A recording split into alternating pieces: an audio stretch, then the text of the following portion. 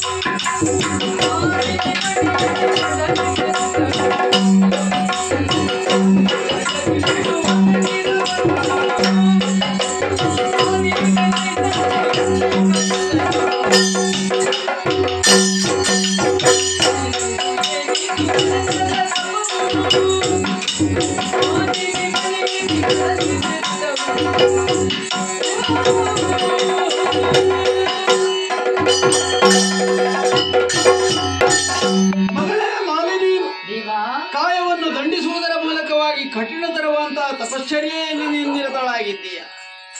ಹಾಗಿದೆ, ಇದಕ್ಕೆ ಕಾರಣ ಏನಿರಬಹುದು ಎನ್ನುವ ಹಾಗೆ ನನ್ನಂತಹ ಆ ಊಹೆ ಹೀಗಿರಬಹುದು.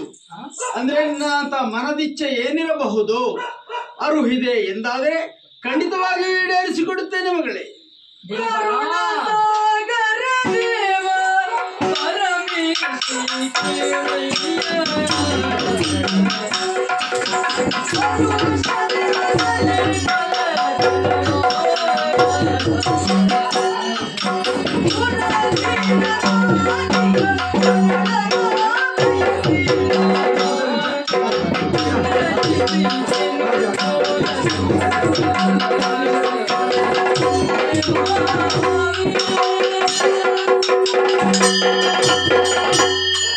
ದೇವಾ, ನಿಮ್ಮ ಪಾದ ಪದ್ಮಗಳಿಗೆ ವಂದಿಸಿಕೊಳ್ಳುತ್ತಾ ಇದ್ದೇನೆ.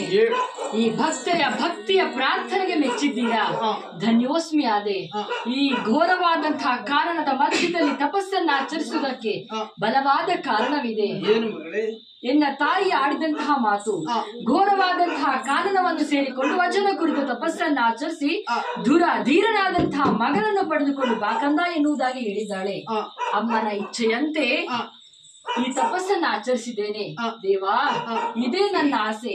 ಶಕ್ತಿಶಾಲಿಯಾದಂತಹ ಒಬ್ಬ ಮಗನನ್ನು ಕರುಣಿಸು ಮಗಳೇ.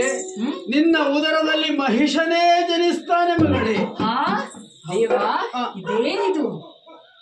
ಮರುಗುತ್ತಾ ಇದ್ದೀಯೇ? ಮರುಗುಯೇ ಮಗಳೇ.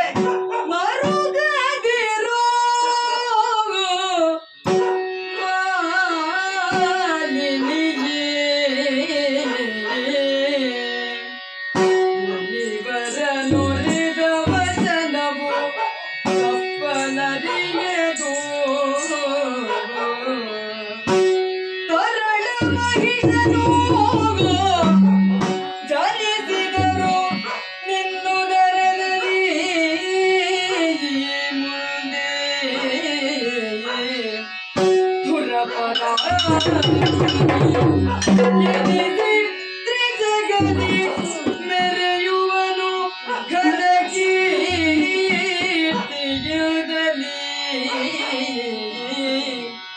ಮರೆಯ ಮಾತಲ್ಲ.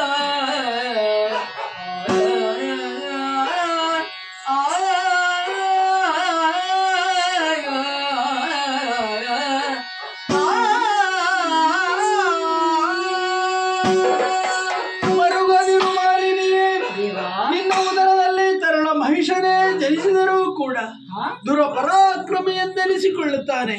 ತ್ರೈ ಜಗವನ್ನು ಗೆಲ್ಲುವಂತಹ ಶಕ್ತಿಯತೆಯು ಆತನಿಗೆ ಇದ್ದೇ ಇರುತ್ತದೆ. ಶುಭವಾಗಲಿ ಹೋಗೋಣ.